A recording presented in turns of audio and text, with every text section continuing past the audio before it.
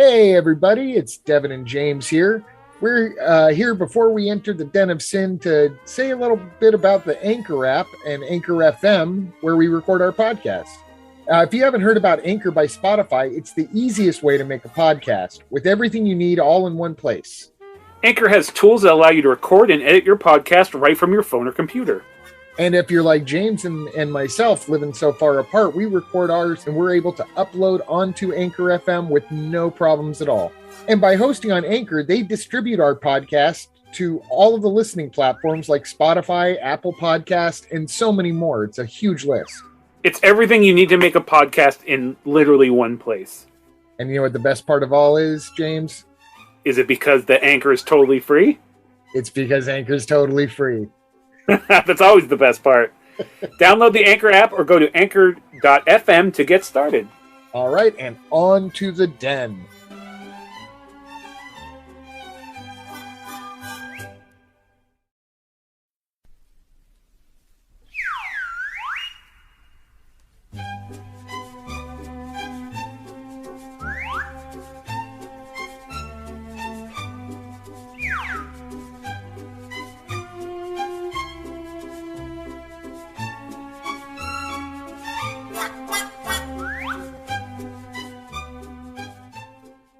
Hey, everybody. Welcome back to the Den of Sin with Devin and James. My name's Devin Lucas, and here with me always is my good friend James Dufresne. How you doing, James? I'm doing good. Doing good. It's been a crazy week of ups and downs, but lots of ups, so no complaints. Yeah, as long as you get the ups there, that's the key. I can kind of say the same thing. It's been something of an odd week, but you had a pretty interesting weekend a couple of weekends ago that you told us in the last episode you were going to tell us about a little trip to the dark side that you took. Yeah, so it was just recently Texas Frightmare weekend, which takes place in Dallas.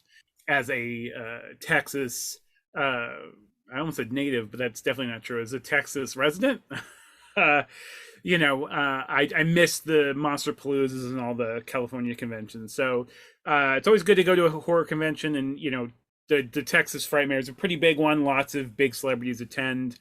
It sets off my I don't like crowds. I only deal with high crowds because of concerts and because of conventions, nerdy conventions. But this one was really testing my it's not even like social anxiety. It's more just like an anxiety around crowds, and like almost it's I guess it would be comparable to maybe like claustrophobia, but I don't like crowds, and it was very packed and it was kind of chaotic. But it was fun, man. There was because of just different scenarios going on, I wasn't able to do as much of like the autograph stuff, but there was the entire cast of, well, not the entire cast, but most of the cast of Scream was there. There was a big Scream thing. Matthew Lillard and Jamie Kennedy were going to be that Friday night they were going to be doing they were going to do a Q&A at a local theater there, and Nev Campbell was there. I mean, a lot of people were there for that. Robert Englund was there, but he's at every single one. But I'm trying to think of the big. All pretty much most of the living members of Monster Squad were there, but I've seen them all before. But sadly, no Tom Noonan. Lots of big celebrities, though. It was really crowded. I didn't get to do as much. There was film screenings and stuff, but it was fun. It wasn't as I didn't get to do a lot of the celebrity guest panels and those types of things, but it was fun. I had a good time. We mainly just went around Dallas that weekend and enjoyed Dallas sites as well, but it was fun though. It was definitely fun. I always enjoy going. I see a lot of friends. I have friends that are vendors there, and most importantly, I spent a lot of money on t-shirts and movies. I hit up Arrow, I hit up Vinegar Syndrome, and I hit up blanking on their names, Severin. So I hit up all the booths. One thing though was that we had tickets for Friday, Saturday, Sunday, but I only went Friday. But Friday night, the internet went down there, so nobody could take cards, and the ATMs all stopped working. So it was kind of a bummer because I mean, it was good in the long run, good for my wallet because I was about to spend a lot more money, but it was just people were getting really frustrated because nobody could, spend any money. If you didn't already bring cash, you were fucked. And we brought some cash, but I went through it quickly. So, But yeah, it was fun, man. It was fun. Also, though, it was good, exciting news because since we last recorded, and that weekend too, I found out that my children's book is getting published, and we won an award. So it was good news creatively for me as well. So Congratulations, man. That's really exciting. yeah, it was good news. I mean, the award was the capper to be like, oh, that's nice. We were finalists for this thing called the Maxi Awards, and it was nice just being a finalist, but the fact that we won was really cool. And then that helped us procure a publisher, so our book will be out early next year. So available at Amazon and Barnes and Nobles and wherever books are sold and located. Wherever books is sold. Yeah, exactly. But no, in all seriousness, congratulations. Couldn't happen to a better guy. Couldn't happen to a better artist. I appreciate it. Thank you very much. And you'll have to keep us posted so that we can give people the title and everything when it is available for them to buy. Yep, I will definitely do that. All right. Well, I know that your winning had nothing to do with luck. It had everything to do with talent. But our topic today has maybe something to do with luck. Yeah. I mean, it's always proven to. I've never had bad luck on this. Well, I'll let you. I don't want to give anything away. I know you're. I don't know if you have some clever analogy or something to open up here, but yes, it tangentially has something to do with luck. Well, I didn't really have anything pre-planned, but I will say this is our first time deep diving on a franchise. We've, of course, done actors and actresses and directors and even full years, which we're going to be coming back to soon. Some of our most popular episodes are our years. Yeah. So like our 1980 episode, people really seem to love that one. So it's a lot of work, man. It's a lot goes into it, and I probably anticipate another 2-parter if we do, but they are fun. So yeah, which is interesting to point out because there's a lot of material to cover in a full year, and even when we do, like we did Michael Biehn in our last episode, and he had 111 different roles on IMDb or something like that. So I thought doing a franchise was going to be a lot less nerve-wracking, but somehow. I don't know if it's because of the particular franchise we chose and how much I love it and how much I know you love it, but it was nerve-wracking in a completely different way in terms of not wanting to miss anything. Like now the 12 films are each one's individually very important. Yeah. And it's I mean, it is first off, a 12 film franchise that's a lot of films for a single franchise. I think like outside of maybe James Bond, Godzilla, of course, which the fact that we haven't gotten to do a Godzilla episode yet it still annoys me. We'll get there though. We'll do it soon. It might be a 3-parter, but we'll do it soon. Yeah, I mean, it would definitely be. But yeah, it's a very important. I don't know if important is the word. I'll say important. It's definitely a very popular horror franchise. I think everybody at this point should know. Especially if you see the title of the goddamn episode. We're talking about Friday the 13th. The Friday the 13th film franchise started in 1980.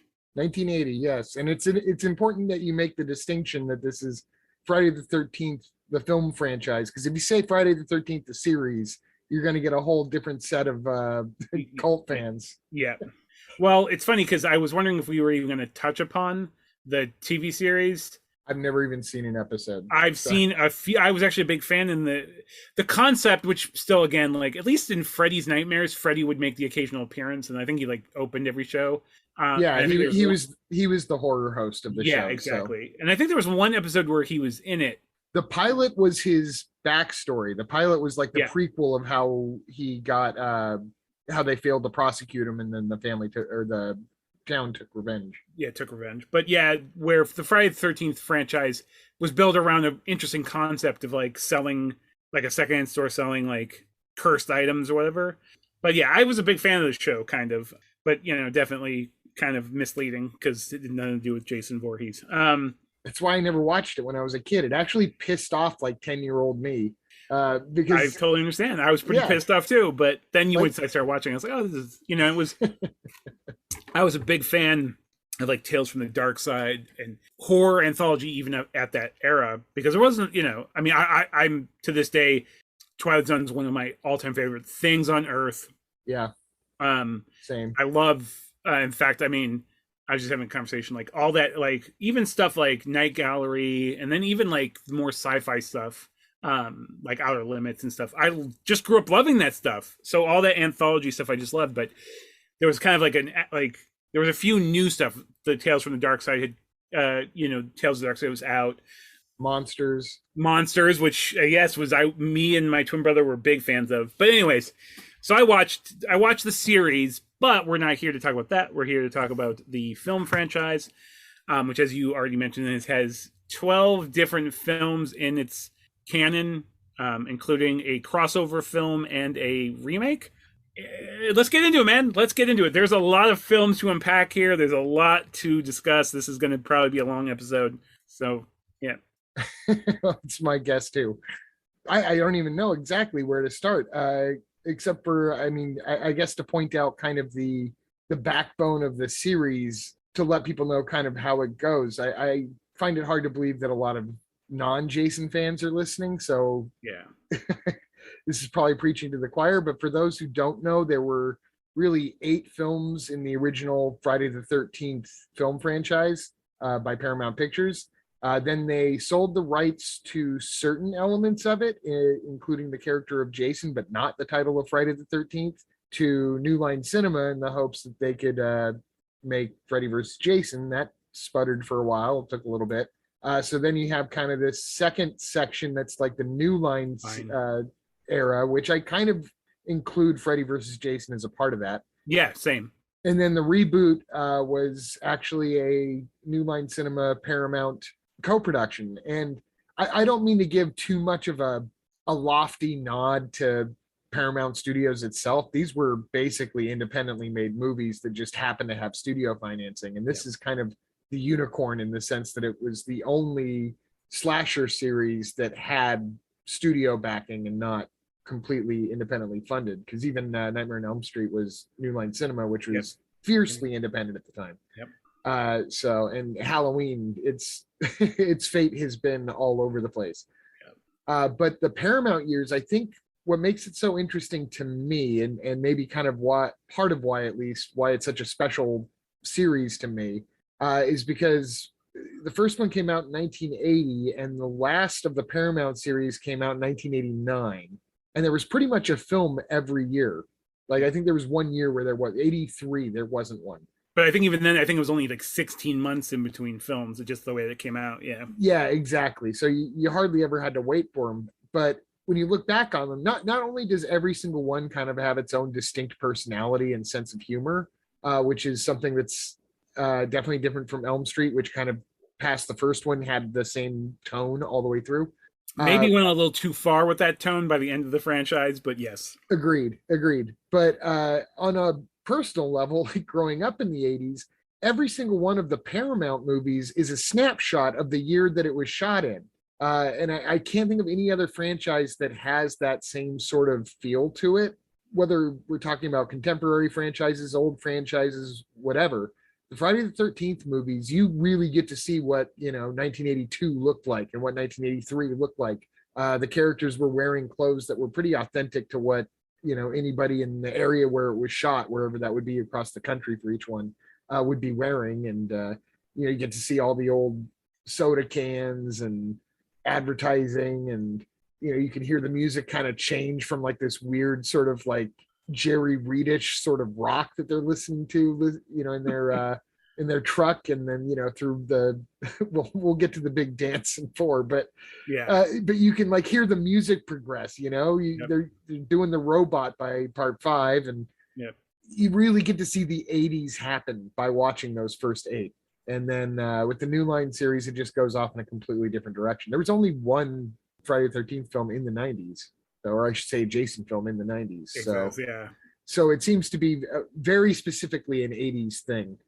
Yeah, and I think that's one of the reasons why, first off, this I obviously Nightmare on Elm Street. I'm a huge fan of, and I loved Freddy. My mom loved Freddy. We Yeah, lived none in of a this is to bash Freddy. Like, oh no, no, yeah, not at all. But literally, still remember watching Nightmare on Elm Street Part 3 at home on the TV, and really like fond memories of it being on TV all the time. One of the movies always either being on like cable TV, paid cable TV, or even reruns on network TV or like weekend movies. But it was because of, like as you said, because there was a new movie practically every year. It was omnipresent. It was always around, and like there was always a new yeah. movie to rent. Yeah, there'd be a new one at the video store at the same time the teaser trailer for the next one would be coming Exactly. around. Exactly. So, and it was just, to me, Jason was in the original incarnation. Freddy was terrifying. That first film and the way that England portrayed him and even the makeup, he was terrifying. The films, he was still scary in part 2, but by 3 he had gotten to become less scary and more entertaining. Where Jason was always a killing machine. I think, he was my favorite of the big, like, Michael Myers is like a cool, and I know there's always the argument of who's the best, and usually Mike Myers wins because a lot of people consider him the first authentic, even though there were slashers before Halloween, he's the first like proper slasher iconic villain. But to me, Jason's physical presence, the fact that he can't die, his look, I always thought he was the scariest, the coolest 80s slasher monster villain. But he's just one of those characters. Is like at some point he stops being like even a horror icon, and he's just like Mickey Mouse or Superman. He's just an iconic character. So, but yeah, I think we were lucky enough that we grew up at a time when VHS horror, which I think plays a big part into why 80s horror was so special, was because the experience of going to a movie rental store, renting horror movies, going to that section and just looking at the covers. But it was also the boom of the American horror movies were making money. They were becoming very popular, were becoming mainstream, which they hadn't been in, at that point in like 30 years. And we got to live in that moment and got to see the birth of all these franchises. And before there was, while it was after Halloween, before a lot of the big franchises came up, Friday the 13th was one of those that really helped kick off the slasher boom. And it was definitely it was a thing. It was a constant in my childhood and in my life, and it's something I never like walked away. Like I walked away from Star Wars fandom for a few years or whatever, but I've never not been a Friday the 13th fan.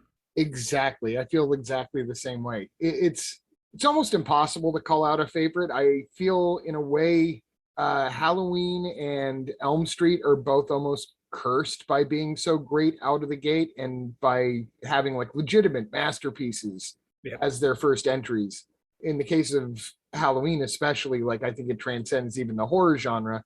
Elm Street, of course, is obviously just completely a creative dynamo. Yep. Whereas Friday the 13th took a couple of years to really kind of figure out what it even was. And and we'll get into the whys on that in a second. But no, I do find it interesting because I feel like as good as the first entries of Halloween and Elm Street are, and as good as some of the sequels were, it's wildly inconsistent in between because everybody's trying to reach for that gauntlet to be not to be better than those first ones, but to be the best since. Yeah.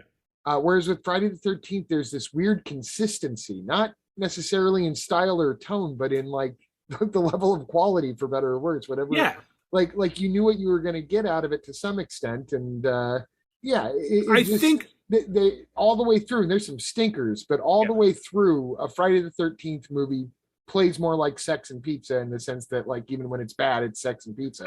Exactly, and that's the whereas thing. A bad Freddy movie is almost unwatchable, and a bad Halloween is almost unwatchable. Yeah. Well, Halloween I think is the prime example of no other film in that entire franchise was able to come anywhere near as close as the first, like to the quality and the enjoyment of the first one. Carpenter was able to make a truly scary, truly memorable, truly fantastic film that was genuinely also scary and completely rewatchable, where the rest of the films maybe had one or two of those elements but failed in the rest. And Friday the 13th, I mean, we'll get into it. I mean, Friday the 13th started as a money grab, and Shawn S Cunningham is no artist, and I don't think even he would be insulted by that. He was a capitalist. He was trying to make a buck. And it was literally just another. It was, hey, let's make let's get out of porn and let's get into legitimate Hollywood. Let's way to do that. Let's make a horror movie. What's cheap? But it was very iconic, and what it did was really unique. And Shawn S Cunningham as a filmmaker has never impressed me. But funnily enough, having recently, before this most recent, having rewatched it a couple months ago, and then again this week, I have a bigger affinity now for Friday the 13th, the first film, than I've ever had. Obviously, as a kid, it was cool, but it didn't have Jason. And as a kid, I just wanted to see Jason. But now as an adult, I have a lot more appreciation for the first one. But let's get into it. I mean, I do have to ask, do you remember the first one of the films you saw? I think the first one I saw was the first one. It was either the first one or the third one. I think, I can't, literally the same. I can't remember if I saw the first or the third one first. I think the first one I saw was 3D, because that, I can't remember. It was 1 or 3. I didn't see part 2 until probably the 90s, mid 90s. Oh, wow. I never, like, the Baghead Jason wasn't something that I'd seen as a kid, because by that point, as you might mentioned, I was going to go back and rewatch the part 2 when I'd already seen part 3 and part 4 and 5 is coming out. And then, so yeah, I think it was one of those things where just like, oh yeah, I've never seen part 2. Let me watch that as like a teenager. But yeah, let's do it. Let's talk about, what are your feelings on part 1? Or let's talk about part 1, the first Friday the 13th. The first Friday the 13th movie. Let's talk about it. All right, let's get into it. Well, as you said, Shawn S Cunningham, the director, was an opportunist. He wasn't a stranger to horror. I mean, he was, like you said, he wasn't a stranger to pornography either. But he had also made he had produced Last House on the Left and for Wes Craven. And did he do Hills Have Eyes? I don't think he did. No, he didn't. No, okay, but yeah, he did the big bad Last House on the Left, which in its own weird way jump-started the Freddy Krueger character. Anyway, so he was wanting to get back into the horror game because it's an easy buck, and it popped into his head that nobody'd ever made a movie called Friday the 13th before. Yeah. Or actually, he wasn't quite sure if anybody had made a movie called Friday the 13th before, and he didn't have an IMDb he could go and check at that time. So he took out a full-page ad, and I think it was July 4th weekend of, was it Variety or Hollywood Reporter? I think it was Variety. I think it's Variety, but I could be wrong. Okay, so he took a full-page ad out in Variety with just the title Friday the 13th, and then the broken glass that was going to end up becoming the opening image of the theme song, and said, coming next summer, just to see if anybody sent a cease and desist or anything. and and not only did nobody send a cease and desist, but people actually started to send offers. Because it was just such a hot title. And so he got Victor Miller involved. Victor Miller wrote the very first one. And he is very upfront about the fact that he was asked to write a ripoff of Halloween. He intentionally wrote a ripoff to Halloween. He's very proud of it. He's fought very hard to get the rights back to it. And maybe we'll get into that at some point too, because there's a reason why we don't have Friday the 13th part 13. And Victor Miller is a part of that. And as a writer myself, I want to see him treated right. So, so hopefully somebody treats him right eventually. But anyways, he is very upfront about the fact that this was essentially a ripoff. And he also points out, even though it wasn't in the original script, the ending is very clearly a ripoff of Carrie. And and then he goes on to point out, now the similarities to Psycho was completely unintentional and is definitely there, but wasn't on purpose. Yeah, I mean, the thing is, it's definitely has its footprints all over, hallowed grounds of horror. But I think it's still the thing. I think it still managed to do some surprising things. At the time, I think people were surprised. Well, it was more like a giallo. I think another one coming up is even more like a giallo, but it was like an Agatha Christie 10 Little Indians thing, which not a great title, but but people know what I mean. You know, it was a watch 'em fall whodunit sort of thing. A whodunit, yep. Which Michael Myers, you know, the Halloween films were not a whodunit. You know, Texas Chainsaw was not a whodunit, so it was adding something new to this. So I think first off, the first thing I will say is that, you know, as a kid, I felt it was kind of boring, you know, like, and by that point I'd seen, you know, it was like, and, you know, again, I was, you know, I think it was just a different time, but my parents didn't give a shit that I was reading Fangoria at 9 years old or whatever. But it was one of those things where I already knew the twist and stuff by the time I'd probably seen it, or, you know, I already knew Jason existed by that point. So first off, the first thing I'll say is that it's actually a really good looking movie. Especially like the cleaned up, the most recent releases, like the Scream release and stuff. There's beautiful lighting. They use their surroundings really well. It's very well directed. Yeah, very well directed. It's the characters, even though like they're a bunch of like amateur actors, the characters feel far more real and grounded, and like all the conversation sounds like actual conversations people would have. One of my biggest complaints, though, and this I feel like this is very Shawn S Cunningham. The opening takes place in 1958, and in no way does it look like they made no attempt. It might as well be 1978. It doesn't. Right. There's nothing 1958 about it, and it has bothered me my entire life. It's like 1958, and it's like if you didn't have the beginning, I'd have no idea you were trying to set this in 1958. But the movie it's paced slowly, but it's paced well. Like there's always going to be some death happening or something happening that kind of keeps the story going.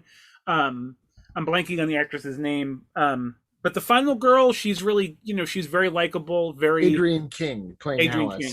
Exactly, Alice. So she seems like a real, I mean, they're all real people, but she doesn't seem like a young Hollywood actress. She just seemed like a real young person that, you know, it's like there's a grounded quality, because at that point they're not aware of the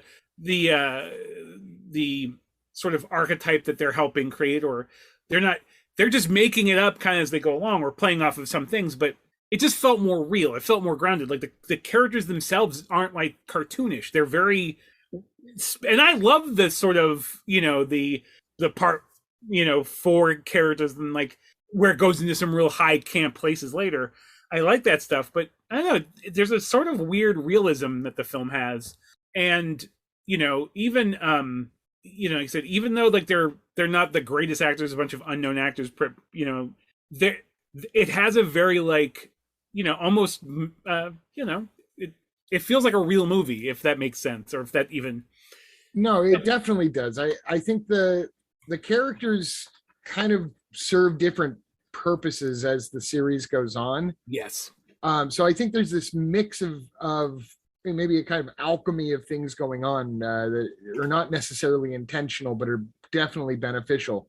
Yeah. One you've already kind of touched on. These are people who are building tropes that they don't know that they're building tropes. The characters are a little flat, but they're played with depth. And I think that comes from the fact that it was shot in New Jersey at, Camp OB. I actually have literally bottled water over there from the actual camp, from the actual lake. Somebody bought me for Christmas one year. Who was that? Who got you that? I feel so bad. I can't remember. Oh no, I do. No, never mind. It was my buddy. Podcast done. Exactly. It was me, James. Was it you? Was it you? I could have sworn it was my buddy Justin. Maybe you have two bottles. I don't know. I could have sworn Justin got it from me. You got it from me? I honestly wasn't trying to give you shit, but now. Oh, dang. I'm sorry. It sucks. Canceled. It was nice. Sorry, listeners. The implosion of our podcast. Well, Devin, I apologize not remembering that you got it for me. I love it so much. It's on my shelf. It's one of my prized collectibles. So I thank you. And I don't know how I don't remember that, but it's not the only time in this episode you'll hear someone's heart ripped out. That's sad. No, really. I didn't mean to give you shit about it, but I had to take the opportunity to, you know, I had to mention it. Okay, well, if you, I believe you. So, but yes, the location. In fact, Camp Nobi Bosco. I had to look Nobi it up. Bosco. But yeah, no Camp Nobi Bosco, which still stands and you can still visit it, but you have to like make an appointment now. I think they have like one day a year where you can actually go and see the cabins in the Crystal Lake because it's still an operational Boy Scout camp, as far as I know. I think it has survived COVID. I think it's Oh, that's a still good point. I know that like just right before COVID, they were doing that thing annually where they play the movie and you can go see it there, and it's a big old to do, but which I always wanted to do. I've always wanted to go to Mahoning Drive-In. There's all these things across the country I've always wanted to do that I haven't been like now that I have some money and have a job that I actually get vacation days. I haven't been able to take advantage of because of COVID and just world situations, but. Well, someday when we retire, we'll make our wives very angry by you and I going on a road trip. Exactly. We'll grab an RV and we'll go to all of the shooting locations. Exactly. But anyways, the reason I was pointing out that it was New Jersey was because the pool of actors that they were getting that were, struggling up and coming actors were all of a slightly more serious Broadway ambitioned ilk. Yeah. And you can tell the difference once they start getting more like commercial actors when they start shooting on the West Coast. Yeah, in California. And it's not even a statement on which is the better actor. It's just very different. And there are some good actors in here. There's mostly not good actors. Yeah. But in the first one, you actually get, and I would say the second one as well, you get some legitimately good actors in there. And we haven't even mentioned Kevin Bacon yet. Yeah. Kevin Bacon being one of them. And I think that they were able to bring a certain seriousness to the part, even though you could tell they were having a blast making it.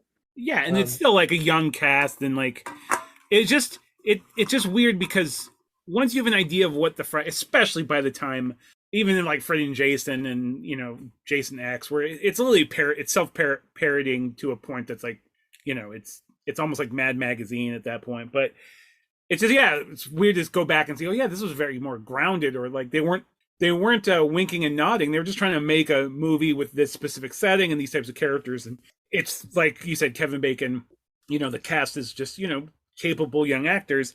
And this is not an insult to Kevin Bacon, but even like, they're not like Kevin Bacon was a heartthrob in the 80s, which I don't fully understand. I love Kevin Bacon, but he was always like kind of just slightly left of weird looking to me. But yeah, like they just felt like real people. They felt like real, and they also felt like young people. Plus, the first one was one of only 2 of the entire film franchise that actually had little kids at the camp. Well, I guess there's a third one, but it was in a flashback. And well, the kids are coming to the camp. I don't think there's actually kids in the. I think in the first one, isn't there like a scene where they're sleeping in the first one? No. Or is that in part 4? Maybe it's part 4 I'm thinking of. It's part 6 when like they're having nightmares and stuff. Is it 6? Yes. Yeah. Yeah. Okay. Yeah. Because in the first one, they're all waiting for the campers to arrive. They're doing the last minute, getting the targets ready for target practice. Oh, but wait, isn't it at the beginning though? They have. That's what I'm saying. Like in the very first part, like the flashback. Aren't there kids then? Oh, I guess there would be kids in the 50s. Yeah, I think that's what I'm thinking. Yeah. But they're not shown. You just see that crappy little kumbaya party. And, that's right. Where Michael rowed the boat ashore. I think that was what they were. Either way, a film franchise that's famous for taking place at a kids' camp features almost no kids in the entire franchise. It's true. It's absolutely very true. Weird. But somewhat appropriate. But well, of course, given it gets more dangerous when they add the kids, of course. But the big kid in the first one, of course, we know is little Jason, whose mother is very upset that the counselors in the 50s were out having premarital sex and we assume smoking dope. I don't know. That was actually never part of canon, by the way. No. And Shawn Cunningham has completely disavowed the theory that Mrs. Voorhees or Jason are operating on any puritanical level. It's nothing but like vengeance and like cruel nature. Yeah. Like you have a vengeful mama bear and her shark son. Yeah. Well, we're going to talk about the different versions of Jason and the different way he's been portrayed, but to me he's just rage incarnate. Like he's just rage. That's all he is. He's just he was abused a little bit, or like a kid that was made fun of and ridiculed for being deformed and never had any friends, never went to school. Only his mama loved him. His mama was killed. He's just he's very much he feels sorry for himself. He's very much a victim culture. I'm kidding. But hold on, he's not even in this one yet, though. No, he's not. Which is famously, yes. Which I didn't even know until recently that Mrs. Voorhees isn't referred to as Pamela until I think the third movie or the fourth movie. I just found that out too. I always thought of her as Pamela Voorhees, and in fact, she says it weird too. She since she's the only family member that we ever hear saying the name, I think maybe we're all mispronouncing it because she says she's Mrs. Voorhees. I just thought that was her weird accent, but yeah, I mean it's funny because even in I think part 3, he's not once referred to as Jason in the entire movie. Nobody calls him Jason in the entire movie. Just weird things like that, where it sounds like, oh, I didn't even notice that. But the weird thing, I know that. One thing I want to give a shout out, which I didn't actually get to revisit it, even though my plan was before we recorded, is there's a great book and documentary called Crystal Lake Memories, which I own the book. I've seen the movie. I don't own the documentary, but I've seen it. But it's a great, really comprehensive, goes through each film and the production and stuff. And so if you are a fan of Friday the 13th, and even if you think you're well versed in the history of it, great book / great documentary if you are a fan of the franchise. Lots of interviews with actors and the filmmakers, and really comprehensive, really cool look at the making of the series. So just want to give that a shout out. Yeah, it's pretty extensive. It's like a coffee table book that's heavy enough that Jason could have used it as a murder weapon. Kill somebody, exactly. and the documentary is like 6 hours long. So one thing I was going to talk to you. I've started it several times. I need to get through it. It was part of my plan this week. It is a long documentary. I think it's 2.5 or 3 hours long. It's no, the one that's on Shudder is 6 hours long. Is it sick? I know it's long as I was gonna say. I know it's long as shit, but God damn, is it 6 hours? That's crazy. But again, it's really, like I said, it's very comprehensive. They go movie by movie, the history of the production, everything, the different production stories. I was gonna say originally that we didn't really work this out beforehand. I was gonna say, what is your favorite kill per movie? And some of the movies, there's multiple kills, I would say, is my favorite. One thing that we have to give before we go into the rest of the franchise is that Friday the 13th was known for a long time, even though it was very much edited. The more the movies came out, the more the MPA really was very brutal on making the filmmakers make cuts to it and to get the R rating. They started to use Friday the 13th as the example. Because they had very inventive, really great, really unique kills. And definitely the first one starts off, Savini very famously, Kevin Bacon, as you said, the harpoon through the throat, or the it was the arrow. Thank you. The actual arrow through the throat. One of the greatest, especially at the time, so believable, so just so well done. Savini, I think he'd just done Prowler at that point, or did he do Prowler right after that? I believe he was working on Prowler, which is why he was busy and unable to do part 2. But I could be mistaken on that. Yeah, and he came back for part 3. No, he came back for 4. So Tom Savini only did effects for 2 of these, but they were kind of the important ones to do, in my opinion. Yeah, I agree. But yeah, all in all, I think, 4 did a lot of, the first film did a lot of great stuff. Famously, the Carrie ripoff ending, or the surprise ending, which one thing I think the Friday the 13th franchise really beat into the ground was the dream ending, or the, God damn, they did that a little too much. But great, very memorable ending. Yeah, it's just a very important movie by 1980 to really help set off the trend of the slasher boom. One of the most successful, longest running very successful franchise, and definitely, like I said, definitely a better film. I think it's a better film now that I'm a middle-aged man and can see it with a different set of eyes, rather than a 13-year-old who just was sad that Jason wasn't in it. Not really. But let's also say, and I'm blanking on her name too, but Mrs. Voorhees, Betsy Palmer. I know you have I think you've already said on this podcast before, but you have a great Betsy Palmer story. But yeah, I got to meet Betsy Palmer, and she is as wonderful, or was as wonderful as you would want her to be. Yeah, and she's so good in it. Some great face pounding. Yes. In her fight scene. She fucking wrestles, man. it's funny because like a middle-aged mom isn't somebody you would think would be terrifying, but she really is. She really is scary, especially once she reveals herself and gives her backstory and stuff. She's very scary. The whole thing with like and then that very famous beheading, which is so great. It still bothers me though that it was definitely, I think it was, if it wasn't Savini's hands, I forget if it was, but a hairy knuckled hand come up with it. I can't believe they let that slide because it's so obvious, but it's fine. It was his assistant Tasso who worked with him on a lot of other stuff and then eventually played a part in Day of the Dead. Yeah. But there is one more character, and we'll use this to bleed into the next one because he is in both of them. See how I did that? That wasn't even intentional. That's just how fucking good I am. How on top of this You're pro. But there was something I realized watching this episode or watching the first movie again, and this is the first one might be the one I've seen the most, just because I've had the chance to see it in the theater multiple times. Whenever I get a box set, I always have the ambition of watching every one of them in a row. And I very rarely get through all of them, but I always start with the first one. And I had never picked up before on the fact that Crazy Ralph has a fucking wife. What is Crazy Ralph's wife like? Because they mentioned something about his wife has got to be worried sick, or like what his wife hears or something at the beginning when he's first prowling around town telling everybody it's got a death nurse. Like, what does he fucking go home to? Like, yeah, dude, I must have missed that. I don't remember any talk of a wife, but Crazy Ralph is a married man. And the thing is he crazy? Because he's not wrong. Exactly. I was just about to say that too. He's the only one that's maybe talking sense. He's just kind of saying it in the worst possible way. Exactly. But, he's a little too intense about it. But I like how that is Crazy Ralph is in himself inspired. Like a whole in every slasher movie for the next 20 years, there had to be some weird yokel, local who's trying to scare the kids away because he was just so goddamn memorable.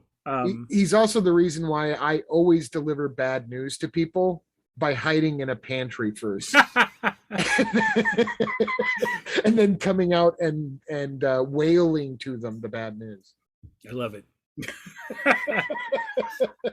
So Ralph is one of the only characters that travels over to part 2, along with Adrian King's Alice, who does not make it far. Not even a spoiler because it happens in the first 5 minutes. Yeah. What was your experience with 2 now? Because you were saying that you hadn't seen 2 in a little while, or and 2 was the film I saw later, and I just, even to this day, I don't think it's too much of an in between. It feels more formulaic as a kind of early 80s slasher than the first one did. The look itself is very much like Baghead Jason, which I still appreciate for, but the stunt actor in the costume wasn't a big guy. I think was it Amy Strong, Amy Smart, Amy Steele. Amy Steele. I don't even particularly like her. Like, she's not my favorite final girl or whatever you want to call her, but I do think she's weirdly one of the most iconic. I think the shot of her with like the pitchfork, like that is probably one of the most iconic images from the entire franchise as far as that don't feature Jason or Pamela Voorhees. But the overall movie just doesn't. It's like it's got some cool moments, it's got some cool kills. It just doesn't. I don't know. To me, it's kind of forgettable. It's like a layover for between the the first film and then when we finally get Jason in part 3. And I don't think it's a worse film than part 3. I think part 3 with the gimmick aspect of part 3 and where it really starts to become embrace its the sex and the stuff like. No, it's cool. I don't hate it, but I think it's one of the more forgettable or one of the more skippable ones. I mean, you have to see it to, I feel like, first of all, I feel like the first 3 feel like a trilogy. And even though 4 is supposed to be part of that, it was envisioned as like the real end to the Friday the 13th franchise. That's why it's called the final chapter. The final chapter. I almost said the final Friday. I was like, that's not right. No, that's further still. Yeah, exactly. But yeah, it's just for some reason the first 3 feel like their own trilogy to me, which I guess I would tack on 4. But to me, 4 is also the start of its own trilogy. Well, it is literally the start of its own trilogy. But yeah, it's just a weird. It exists in this weird place where like I don't hate it. It's not as annoying as some of the other films later on in the franchise, but it also isn't as like memorable or as fun. To me, it's more of a rote sort of by the numbers I mean, to me, it's, and this is no, I love these films too, but it doesn't, to me, it doesn't, it's not any different from like Prowler or from My Blade Valentine or any of the other sort of, you know, slashes of that era. But I would go so far as to say My Bloody Valentine has actually got it beat. I think it's a little oh, better absolutely. yeah. Well, that's what I'm saying. Like, I like the Prowler is more, and I love I'm sorry, I missed the Prowler also I like better. Yeah, I agree too. But I'm saying that's what I'm saying. It feels even though all of those movies followed the first Friday the 13th, it just, I don't know. It feels, I don't know. It feels, those films feel more like more inspired than part 2. But it's not, like it's not, I don't think it's bad. I just don't think it's not memorable. It's not particularly like important. I mean, it introduces Jason as the killer, but you know, does it though? You know, and then like I don't know. There's things I like about it. There's things I said that don't work, but to me, it's the most skippable, probably second most skippable in the entire franchise. And that's saying something because there are worse movies later on, but at least they add more to the mythology, or they're just weirder, or you know, they go to some crazy ass places. Where part 2 is just like, but was part 2 the most successful, or was it part 3 the most successful? I think it was part 3. It was part 3. Part 2 did very well. Yes, obviously, very well. But I have a little bit more of an affection for it than you seem to. I know you don't dislike it, but I actually think it is pretty strongly directed. It's directed by Steve Miner, who I believe is kind of a Shawn Cunningham protege of sorts. He's also the only director who's done 2 of these. He did Friday the 13th part 2 and 3, which is weird because it feels like they're directed by completely different people, but we'll get to why when we get to 3. I think 2 is him trying to give it a little bit more of a serious go at it, and I think that the characters do have a more of a believable side to it. I think some of them are irritating, but I think to some extent they're supposed to be irritating. I do think it's funny that the one character who I know for sure escapes a crazy death is the one who does so by going to town to get drunk and find an after hours place. And therefore is not there when Jason shows up. So that obliterates the idea that any of this is on a puritanical bent. This time it's not at a campsite, but it's on Crystal Lake, and it's like a training camp for counselors to go off and do other things. But they're staying at like a hotel sort of thing. And I think that the Ginny character, played by Amy Steele, who I also really like in April Fool's Day, I might add. We should do, sometime maybe later this year or early next or something, we should do an episode on slasher one-offs, the great slasher movies that never got their sequels. Sure, I'd love that. Anyways, Amy Steele's character Ginny, I do think she's a satisfying final girl, because it's not just that she's operating off of instinct like a lot of the other final girls do, which is admirable as well. But she actually brings a certain level of training to it, because they mention early in the film she's there to be at camp as like a child psychologist. And she's, they're making jokes about using child psychology on her boyfriend and whatever, who is something of an authority figure. I can never quite tell like what their relationship is, or whether she calls him Mr. ironically, or but either way, she's a child psychologist. You actually have her midway through the movie as being kind of the ultimate buzzkill, the last night that they can go to town and get drunk before they start really getting into their counselor training. And here she is just wanting to talk about, can you imagine if there was a Jason, and how sad and lonely he would be, and how traumatized he would have been? And they're like, come on, let's just enjoy our time. And she's like, no, this is important, which we know is important, but at the same time, what a total buzzkill on another level. Because if you're not believing in Jason, which most people wouldn't in the real world, who wants to sit around and talk about his psychology if you don't think he exists? But anyways, neither here nor there. She uses this special skill in Friday the 13th part 2 to trick Jason into thinking that he's seeing his mother by putting on her gross old sweater.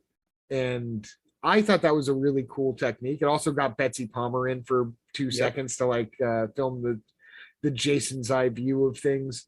But I like that she found a way to trick him psychologically, rather than just, oh, I know what I'll do, I'll hide over here.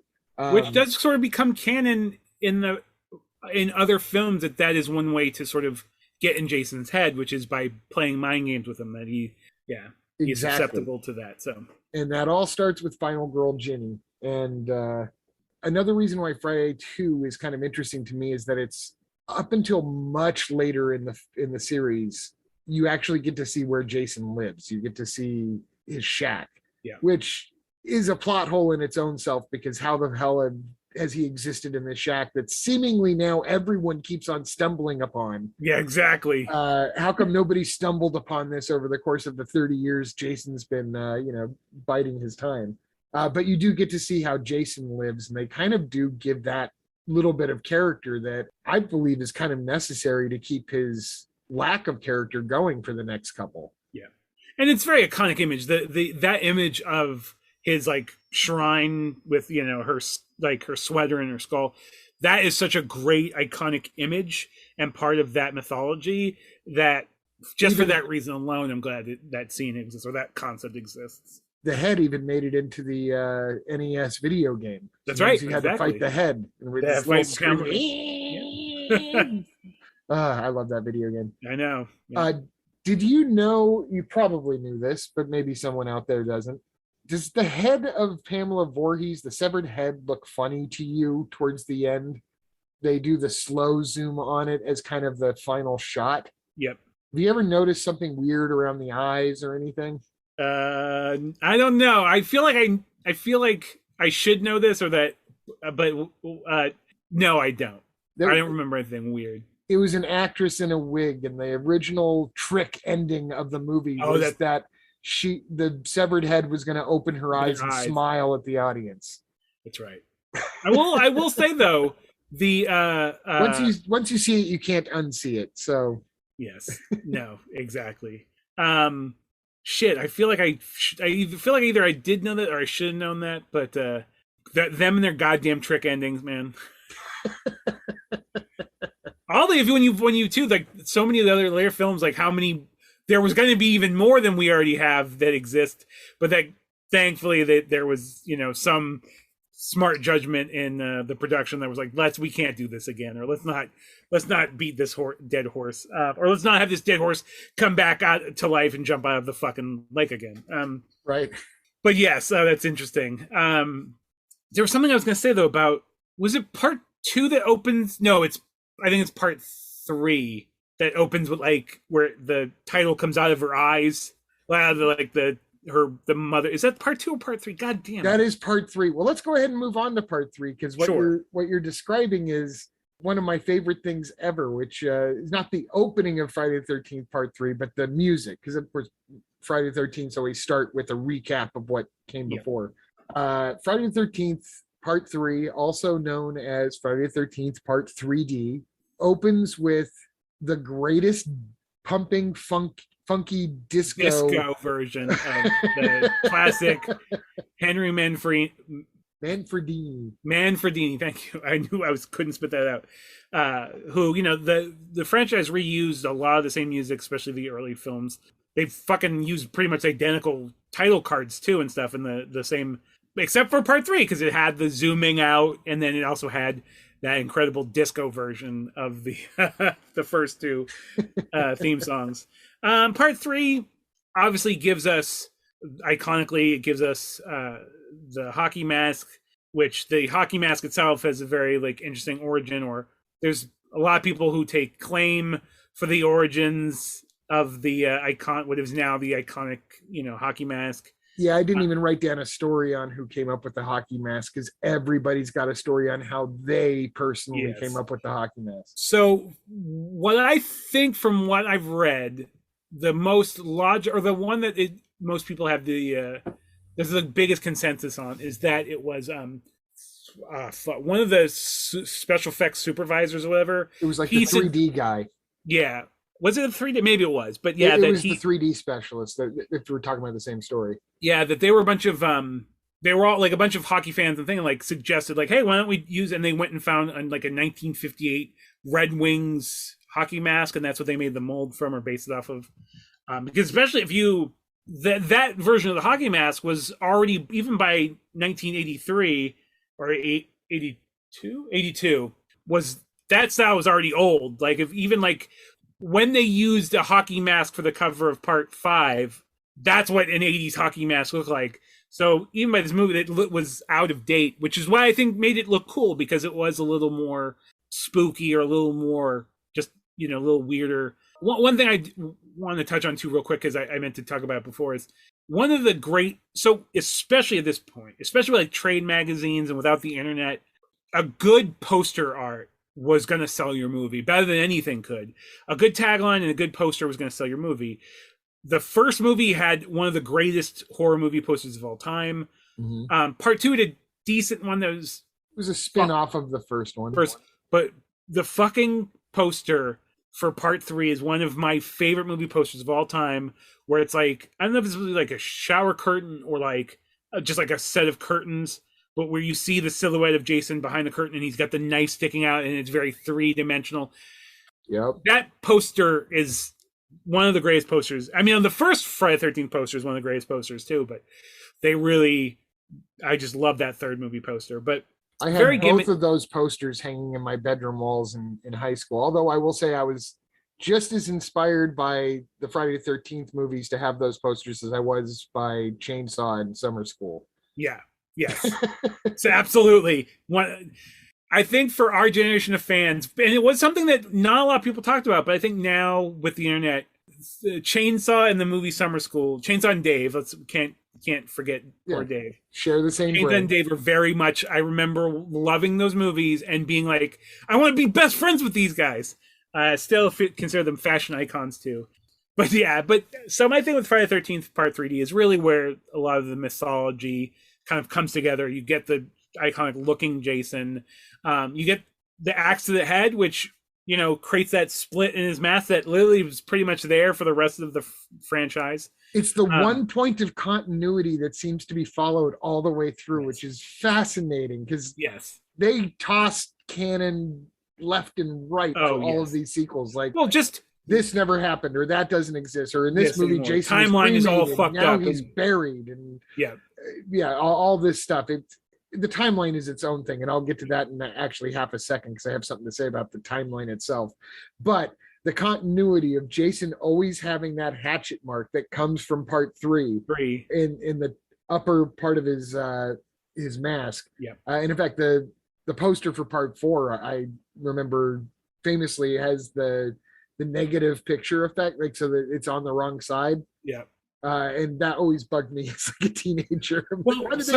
But it's such a cool looking poster. I one of my horror nerd most common conversations around my horror nerddom is always about what is your favorite, which is your favorite version of Jason, because his look itself changes, like the makeup and design outside of him always being deformed somehow, like it's never been consistent, like the completely different looks. And there's human Jason, as he's referred to, and then there's zombie Jason, and that itself there's huge variances. But I thought he was really fucking creepy in this one, especially this is the movie that has his mask off a lot, especially like, towards the end of the movie where he's running, he's like, you see Jason running without his mask on. It's just very creepy. But I do have a very specific Jason, which is my favorite look, but we'll get to that later. But a lot of inconsistencies, but that's what's part of the fun of it though too. And like I remember being a kid and being like, oh, what's Jason gonna look like in this one? Or they play like fast and loose with the rules of the universe, or at least the continuity anyways. But it's still fun. This movie has tons of great first off, it's got one of my least favorite characters, and I'm blanking on his name. I mean I know I have access to the internet, so I could look it up. There's always at least one really annoying character. Is it Shelley? Yeah, I think you're talking about I was wondering if you were talking about Shelley. Oh, fucking Shelley. One of the most annoying characters. One of the, everybody's going skinny dipping, but I'm not skinny. Dude, shut up. As a fat guy, shut up, dude. Just stop whining, you baby, with your weird 80s man afro. But weirdly, that fucking nerd is why we have the fact that he's the one that Jason gets the mask from infuriates me. But yeah, like it's a fun cast of characters. There's I mean, the movie always has the pretty ladies in it. But one thing I have to say is it's my second even though iconically, visually, that was the Jason that really, I mean, that the classic green work shirt, the sort of tannish pants. But Richard Brooker, who is Jason that one, I just don't like his, he kind of just like mopes around a little bit. And I just don't like having revisited. I'm like, wow, his Jason's kind of just like, like CJ Graham has a physical presence, obviously, oh my god, why am I blanking on his name? The most famous Kane Hodder. Kane Hodder is very famous. We'll get to him. He's the most famous, but he didn't come until like the 7th film in the franchise. But some of the guy I love, the guy from Part 4. We'll get to him too. A very cool character from everything I've read. But like Richard Burton, there's no offense to him. He's I don't know if it was it's just Jason is just sort of like you see him just like literally walking around, almost like just like sadly walking around like he's sad sack, and just I don't know, I didn't really realize that until rewatching the films that he's just sort of a mopey Jason. He is like oddly chilled out until he's not, and there's no, there's not a whole lot of menace of he's coming. It's just sort of it's just weird to see literally like these sort of like overhead bird's eye shots of him, and he's walking, and he's just walking slow with his head pointed down. You're like, what's with the Charlie Brown walk? Like, why is he so sad? I'm hearing the Charlie Brown music now. Exactly. Imagining Jason walking like they did in Arrested Development. But exactly. Yeah. I don't dislike his Jason. I completely see your point, but I think that he really shows up for the last bit. Yeah, I agree with that. For one thing, I will point. I agree with you. This movie is not one of the great ones. It's just I'm very nostalgic for it. Same. The 3D. Same. I loved so it as a much kid. Fun. Yeah. Because it was 3D, it had to be done in brighter colors, so it just kind of has more of an 80s feel to it than some of the other ones. There's less of it taking place at night, but one of the things that's funny about it is that like most of the big action sequences take place in a barn because they had a barn to shoot in. Like they built a barn. The rest of it was, or maybe the cabin was built too, but it was now shooting in California, and you now had the California actors, and it was a different vibe, and even just you feel like the air they're breathing feels different in Friday the 13th. It doesn't. You're not in Jersey anymore. It's funny. As a kid, I would have sworn Part 3 was the most like it was definitely filmed in an actual lake, and there's tons of. And then again, realizing nope, it was a man-made lake. It looks terrible. There's almost no shots of the lake. Yeah. It kept seeping back into the ground. Yeah, and they'd have to go and fill it again. So and it has weird. It's the first time Jason used a projectile to shoot somebody. Like even when he kills Kevin Bacon with an arrow, or actually it wasn't him, that was his mom. But he shoots a harpoon. Quite one famously. Of the best worst kills in any movie, not just Friday the 13th, because it's so cool but also so bad at the same. It's like you could. It definitely looks like a fake head. You can clearly see, especially. Maybe on grainy, 35 millimeter in 1982 or whatever, it might not have been visible, but in high def, you can clearly see the little line. But it's still so. I think it's because I remember that scene so clearly as a kid, because it was one that even in the TV edits, you saw the thing get the eye. So it was the first kill in The Mask too. Yep, exactly. Right after he gets the mask, exactly. But this one was also directed by Steve Miner, who has said that the reason why it has a different tone than the second one, rather, is because they got caught up in the 3D effects, and that was really what the problem was. The actors weren't given enough direction. Not everything was secondary to let's get the 3D effect. And I mean, they're throwing everything at you that they can. I mean, there's a snake, there's an eyeball, there's the harpoon, there's a clothesline. There's even a fucking yo-yo at one point. Yep, just dangling to the And it's the first kind of clear evidence that so far we have yet to have a Friday the 13th that was directed or written by a Friday the 13th fan, because it's breaking all it's got all these weird little things to it. For one thing, it has a pregnant character, and they keep on reminding you when there's beer going around. Oh no, don't forget, we're pregnant. But she's not showing. She's still supposed to be like sexy in her bathing suit and whatever. And then there's like no other mention of when Jason kills her. Like there's no extra attention to any of it. I don't know why they made her pregnant. There was really no point to making that character pregnant. And then the writer of this, whose name escapes me at the moment, but he originally wrote a backstory, and part of it survives because one of the characters was stalked by Jason before when she was younger. That's right. In fact, they imply that there was even a possibly a sexual assault involved. Yeah, it's not just lightly implied in the original script, and somebody actually had to step in and say, no, I think Jason has to be asexual. Jason's not coming after that. I mean, and I think that's part of where the maybe the whole crusade against premarital sex attitude came from, was because people were so used to seeing villains take that route at that time. Yeah, so, a lot of the even films Sean Cunningham had previously produced, like very hardcore sexual assault was very common in horror at that point. Definitely it's definitely out of place in this mythology, and I'm glad that they took that out. I'm really glad they took that out. I could actually, I'm gonna be blunt here, I could do without 90% of the nudity in these movies. Yeah, well, the thing is, it gets, I mean, becomes super gratuitous. I'm giving the 10% just to like not be a spoil sport about anything. I mean, the thing is, like, it doesn't, especially at the time, and I think like it can be done in a way that is less. I mean, it's always going to be gratuitous, but it can be done in a less gratuitous way. It becomes, by the middle of the franchise, as gratuitous as it gets. Although I think, was it part 4? No, definitely part 4 has tons of nudity. But is it part 5 that has none? 6. Is it part 6? Yeah, 6 took things in a very different direction. Oh yes, it is 6. You're right, it is 6. God, there's so many of these movies. But God, we're only on part 3 too. Yeah.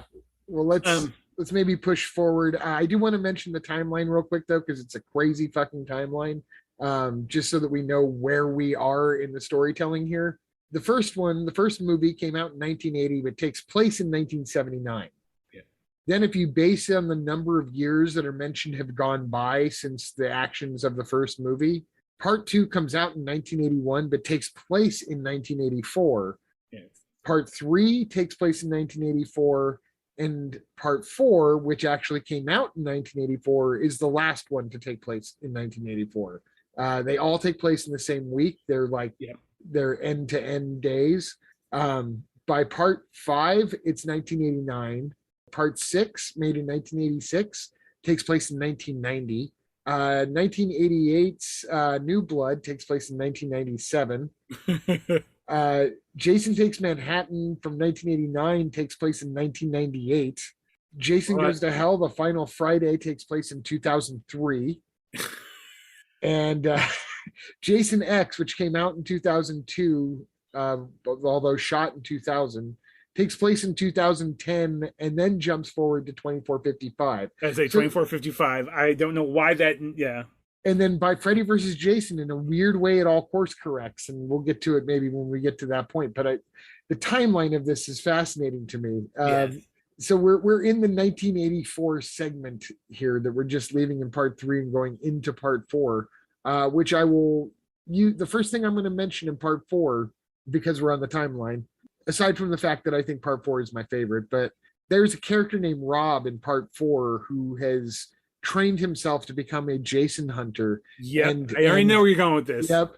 He has newspaper clippings, and he was originally supposed to have like gadgets that helped him find Jason, and he's obsessed. He's living in the woods, hunting him. You almost think maybe you're supposed to maybe be a little afraid of him for the first scene he's in. And it's all because he's looking for the killer of his dead sister that has caused his family years of problems, even though if you actually follow the timeline that they set out, his sister was just killed 2 days ago. 2 days before. Exactly. Yep. I knew that's where you're going. And as a kid, when you see the movies, you don't even think about that. In fact, it wasn't until a few years ago where I realized it's all within literally, like you said, the parts 2, 3, and 4 all take place within the same week, which is insane. But if you follow, they literally the end of movie 2 goes right into end of 3. End of 3 goes right into the end of part 4 or beginning of part 4. So it's it's bananas. But yes, that's that's when you just don't give a shit. This is one that I feel like will be the most to unpack. It's for years it was my number 1 favorite. It's now sort of tied. I have sort of a 2.5. It's hard to. There is a tie going for my favorite, but for the years it was my favorite. To me, it gets everything right. First off, the side characters are extra sexed up and extra. It's the whole movie's about getting like for and the guy, I'm blanking the character's name, but he's the guy that constantly is telling Crispin Glover that he's a dead fuck. Got to be one of my least favorite film characters ever. Me too. He's so fucking annoying. But in a way that like it's fun. I think the introduction of Tommy Jarvis, which is basically Jason's his only reoccurring nemesis, or the only reoccurring protagonist, played perfectly by young Corey Feldman. One of his most iconic roles in a early career that's almost filled with iconic. Yep, exactly. I could write a book on my feelings about Corey Feldman and how much it breaks my heart where he's ended up in his life, because as a kid he was the coolest. I wanted to be Corey Feldman. I wanted to be his best friend. Literally one great movie, like one of my favorite movies to the next one of my favorite movies, but specifically him as Tommy Jarvis, this like really sweet, brilliant kid who loves horror movies and making masks, which to me was the coolest thing when I was a kid. Like, this kid makes his own rubber mask. Oh my god, he's the coolest. It's almost like he had like Tom Savini's skills at making rubber masks. I've seen a lot of people online shitting all over it because he's too good, but I'm like, dude, like, I don't cool. Like I just wanted to I wanted to learn how to do that. I wanted to learn how to do that now. Like, exactly right when now. I was a kid, I was like, okay, let's go to Fun Corner. We're gonna buy all the liquid latex I can get with my birthday money. Like, I want to be Tommy Jarvis building weird fucking characters, puppets and cool shit. But he's also just a sweet kid, and I loved his sister. It's Crispin Glover steals the whole movie. A statement that can be made multiple times throughout film history. Yeah, truly. Much like how Jean-Claude Van Damme's dance in the movie Kickboxer was started as an in-joke, like a joke that I thought only me and a few of my friends and my brothers understood, then became like is culturally relevant. Same thing with like, I remember growing up being like, what the fuck is this guy doing? This is so silly. And now it's become, there are whole memes about his weird dance, which I guess he was doing in clubs in LA, and so that's why he did it in this movie. That wasn't written like that, and he just did it. And I guess everybody on set lost their fucking minds because they couldn't take it. Everybody kept laughing because they're like, what is he doing? But it's so Crispin. If you know Crispin Glover, then you know that it's not surprising in the least. But what's funny is he's actually dancing to a different song than what we hear in the movie, though. And I think that provides at least, look, it was always going to be a weird dance. And I don't know if you've ever had a chance to watch that dance on a big screen with an audience, but that is one of my favorite moments to watch with an audience. Like, because you'll hear all the people that are anticipating it, and then a second wave of all the people who had no idea it was coming. Yeah. I still literally in my head I can do it perfectly, like, and the paw, like, anyways. But apparently on set he's dancing to AC/DC, which at least gives you a reason why it's kind of aggressive. Yeah, and even with that sort of staccato like rhythm, because that's I mean that's their rhythm section, that was exactly what they did. So that's pretty weird. I never heard that, movies. But yeah, they'll play something on the set, they don't get the rights to it. Yep. The times were changing, but even then, regardless, even knowing it's AC/DC doesn't make it any less weird. No, it's a weird dance, but it at least makes the tiniest bit more sense to me knowing that it was AC/DC, because there's a jerky aggression to it that does not go with like the new wave sort of tune that he's given in the movie. But my God, it's amazing. I also have to say, just the weirdness in general, and this is something that Friday the 13th movies come upon all the time, but these are supposed to be regular average teenagers. Yep. We'll clarify that even further by saying regular average white teenagers, because that's just kind of how this series breaks. But Oh, it's funny because some of the best characters in the franchise have been actors of color. So, but we'll get into agreed, that. agreed. In fact, we'll have a good one coming up in 5. But anyways, in pretty much any party sequence in a Friday the 13th movie, there's always just one couple off to the side dancing. I've never been to a party where just one couple, or really any couples at a party. I've been to dances where people dance, but yeah, there's always like some couple that's off dancing to the side. And then it kind of goes hand in hand with all the skinny dipping that goes on like James, you and I have known each other for a very long time. We're talking multiple decades at this point. You and I have never felt the need to, hey dude, let's go skinny dipping. No. Like, and certainly I maybe I don't know this about you, but you don't strike me as the type that would go skinny dipping by yourself either. No, never. No. In a lake that you've never been to in the dark by yourself. No. I think first off, the movie Stand By Me has ruined any chance of me being naked in a weird random river or lake ever.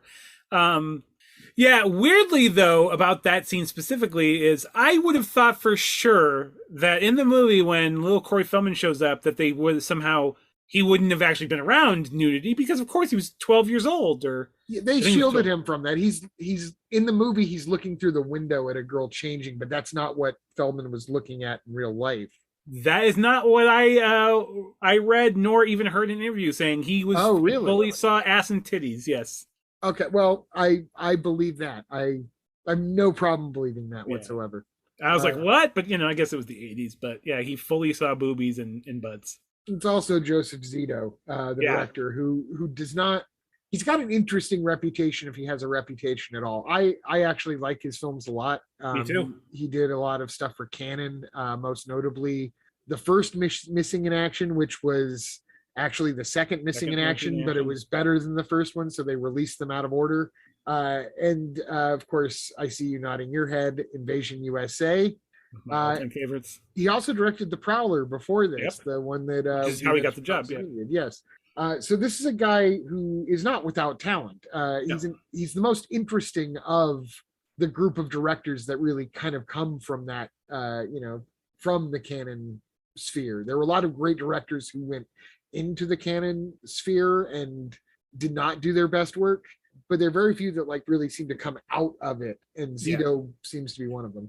He's one that was picked to do Spider-Man when Canon was trying to do Spider-Man before James Cameron ever got around to it. So he was loved and respected for that. But also I hear he was a bit of a taskmaster and a bit of a yeller. And so from what I understand that he didn't ingratiate himself to the set a lot because he was under. But the one thing that I've read that these movies were made very cheaply and forced to be filmed very quickly because they they wanted to make the money, wanted to get them out. And that and they wanted to have them out by the next Friday the 13th. Exactly. Which could be at any point in the year. Yeah. So that all of the directors, but specifically Zito, was very much under the gun and having to get a lot of flack from the producers because they wanted it done yesterday. And that, that was like, he was just trying to get the film made. That's all he was concerned about. So the actor, he only played Jason in this movie, Ted White. He was a stuntman, fucking legend of a dude, just a cool ass dude, very funny guy. But like, who he only person on set he didn't like was fucking Corey Feldman. He said he was a mean kid. But he also praised him and said he was really talented. But he also like, at one point he almost walked off set because Joseph Zito wanted, I can't remember the circumstances. He was doing something with the actress that people weren't happy with, and Ted White. One of the actors was skinny dipping. Yes, on a very cold night. It's not like these movies were shot in summer; they took place in summer. That's right. And he said, if he didn't get out of the water, he was going to walk off set, and that I guess that created a rift. But he said later on, like he didn't think that he's like, I don't think he was malicious or trying to be mean. He was concerned about deadlines and getting shit filmed, and we have to film this tonight. And absolutely, But it's hard because people forget that the movie business is still a business and that people still have bosses and there's still people who are spending money and they expect an investment on a return on their investment. But yeah, I mean, regardless of all the stage drama or the production drama, I still think like what Zito was able to do was honestly create the best of what you can get with that franchise. He seems like a total professional in interviews too, by the way. I'm not trying to talk shit. A lot of me neither. yeah, Exactly. And again, we are fans. Like we are fans of his work and stuff. And I don't know like production stories on his other films, but this was the only thing I've ever read which, like I said, they had some problems. I know by no means the most disliked director on any of these films. No. We'll get to that guy in a little bit, but yeah, definitely a case where it wasn't the happiest set, but I guess everybody loved Ted. Everybody loved like Ted White. All the cast got along, except for I guess surprisingly, Crispin Glover wasn't the most social. He sort of kept to himself because he's Crispin Glover. But yeah, as a movie, I love it. I think the ending is still my favorite ending. First off, Corey Feldman legitimately scared, even to this day. That last shot of him dead-eyeing the camera unnerves me. He's really creepy with his weird bald wispy hair head and stuff, and again bringing back the psychological aspect of fucking with Jason. But I love that. But just that fucking, which was intended to really be, or at least the producers said that the intention was to really kill him off. But that shot of, I mean, we're skipping past all the great kills and stuff, but we would be here we could literally do a whole podcast of just the kills, but just the shot of his head sliding down the machete, so great. That shit is still one of my favorite kills in movie history. It was such a good shot, and it was Tom Savini getting to kill his own creation. You can see a bunch of this stuff. I think you can YouTube it now, but there used to be an old line of VHS put out by Fangoria called Scream Greats, and they did. One was on their Fangoria Weekend of Horrors convention, which was how I got looped in on the idea that there were conventions as a kid. And then the other big one was the first hour-long documentary I'd ever seen on Tom Savini. And there's a bunch of stuff on him sculpting the head for part 4 and talking about how now he gets to be the one to find, he got to birth Jason, now he gets to kill Jason. But the studio wanted it to be a kill wound, but a kill wound that they could walk back, because even at this point in time, as they're titling it the final chapter, they know we're probably going to come back. We just need 3D worked to bring them in, and now we got nothing else because people had gotten onto the formula. We got to give them another thing, and that other thing was the concept of this is the end. So Savini came up with this great effect of him getting a machete to the face, but some great kills throughout the movie. The Crispin Glover kill too, like seeing that as a kid, like to this day, corkscrews still make me a little squeamish. I can't look at a corkscrew without thinking of Crispin Glover in his death scene. So brilliant death scenes in this movie. I mean even like part 3 when the dude gets there's so many great kills in this franchise. I feel like cut in half when he's cut doing in half, headstand. the film from underneath, just great. And then supposedly the original version of that, you got to see his leg come off, the guts coming out. These movies are classically trimmed. So many even gorier and crazier versions of the kills that we get. So you knew so I'm assuming what the original ending that Savini proposed was, right? Yes. Was the kill with the microwave machine that exploded his head?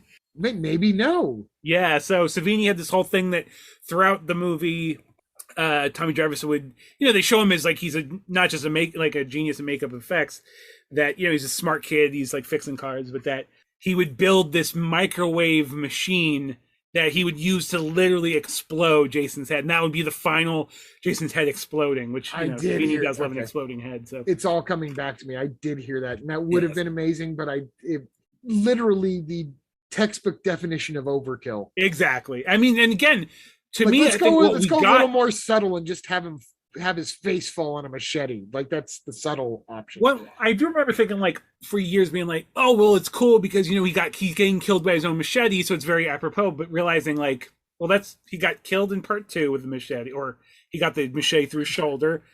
Part 3 gets it in his head. Like I guess they're just going with what they've already established. But anyways, great. Part 4 is great. It was always my favorite growing up because I just loved Tommy Jarvis, and I loved the fact that there was a kid hero, and especially horror movie is a really unfortunate sort of running cliche that if there's a kid character in a horror movie, they're usually annoying as fuck or really superfluous. But Tommy Jarvis was not just, he was cool, man. Like Tommy Jarvis was like really, and his character went on to be important. But I feel like it's most people, if it's not everybody's favorite, some people like Jason Lives the most, which I don't agree with, but we'll get into that. But to me, I think we could talk about, the final chapter for another 2 hours and I'd be happy, but I think it's well considered to be one of the better ones, or the most beloved ones, where part 5 definitely does not have that distinction. No, it doesn't. And I'll say part 5 really starts to, in my mind, bring out something that exists for pretty much the entirety of the rest of the series. And I think it was maybe I don't know whether you wanted to call this progressive or regressive. I think maybe it was happening all along, but it was most pronounced in part 5. And that was building towards the idea of creating purposefully unlikable characters. Yes. Simply for the purpose of being murder victims. I'm so glad that you brought this up, because I was going to get into this. You still care a little bit. In 1 and 2, you actually feel like these people could be friends and they're all kind to each other. Yep. Maybe that's part of the depth to them that we were talking about, that's like hard to determine because they're flat characters. But part of their depth is that they all just actually seem to be legitimately like decent people with normal, real young people of the time. Right. And by part 3, you're starting to get the outsider character like Shelley, and 4, you're getting the dead fuck guy who, half the characters in those, a lot of like, even like the female, like it's funny because on one hand, there's been so much said about how misogynistic these slashers are, despite all of them having female lead, literally female heroes. I think some of the worst of the Friday the 13th films really almost come off, even with like female heroes, as being very misogynistic, because a lot of the females are portrayed, even, I guess, like, but a lot of just the characters that you said are not just even disposable characters, but specifically kind of hateful characters or gross, ugly characters that because you're rooting for them to get killed. A character that's written specifically to be a bitch. Now, some of them literally have extra villains, which I think is different. Yes, I'll give you that. And real quick, just because I can't let this all slide, quick shout out to part 2, because a guy in a wheelchair gets a machete to the face. And one of my favorite kills. Okay, so just had to exercise that from my. Good. That was going to bother me if I didn't catch it later. Yeah, I'm sure once we're done with this, like, I'm going to forget a million things, just because there's so much to these films, like, And again, I feel like some of the fun stuff, like if I was in this podcast, I'd want us to talk more about all the brutal violence. But again, that's would almost be its own separate podcast. But I do love it when the it shouldn't be funny, but it is. But when the wheelchair goes down the stairs, it's supposed to be terrible and scary, which it is, but and was probably much scarier than it even came out, because they freeze frame on it, which usually is an indicator, especially in these movies, that something's been cut. Yes. Is it part 4? Where is it where, like, because there's a few movies where there's like the hunky new male kind of comes in. I think, no, is it this one? Where he's like, when he's getting killed by Jason, he's going, he's killing me. It's weirdly really traumatic. Like, it's very disturbing. I think that may be 5. I don't know. I'm not sure. There's is it 5? I think it's 4. There's usually at least one hunky male in each one. Yeah, but especially during now these ones where like it's like it's always like a he's like an outsider. No more Kevin Bacon's the cute one type. No, it's like hunky, male model types. These rugged, handsome, buff guys. They start to shop for actors out of the Sears catalog by part 5. But yeah, part 4 is great. Part 5.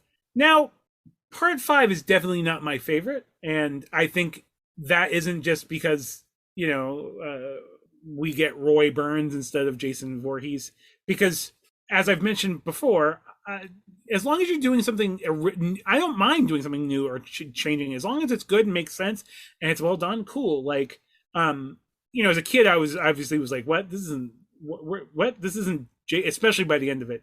But this movie just got some really stupid plot points that I really don't like. But there's some like, first off, I think the actor who plays the older Tommy Jarvis, he's got this crazy. He's legitimately has this. He's more intense at the first half of this movie than Jason is. Like that He's scene when completely unlikable. Yeah, he's a psycho. He's literally a psycho, but he's also kind of the hero. But this is one of the things where, and it's got another annoying character, the other fat guy with curly hair. Just that scene where very different than show. I mean, they're supposed to play on your sympathies, and they just don't. No, because they're just poorly written. Yes. Although I think maybe I do feel a little worse for Joey in part 5 than I did for Shelley. Well, but he just like the whole thing. He's got the I also have something with these movies. Like Shelley was socially awkward. Joey's developmentally challenged. Exactly.